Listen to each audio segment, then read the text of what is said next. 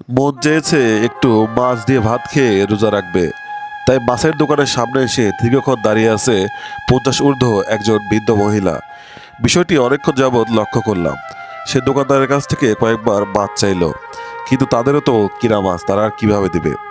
অতঃপর আমি তার কাছে এগিয়ে গেলাম এবং তাকে জিজ্ঞেস করলাম এখানে দাঁড়িয়ে আছেন কেন। সে আমাকে বলে, বাবা আমি তো রোজা রাখি, কালকেও রোজা রাখবো, তাই মনটা চেয়েছে যদি কেউ আমাকে একটু মাছ দিত, মাছ দিয়ে ভাত খেয়ে আমি রোজা রাখতাম এবং আল্লাহর কাছে অনেক অনেক দোয়া করতাম। তার কথা শুনে মনের মধ্যে একটা প্রশান্তি লাগলো এবং ভাবলাম যে তার জন্য কি করা যায়।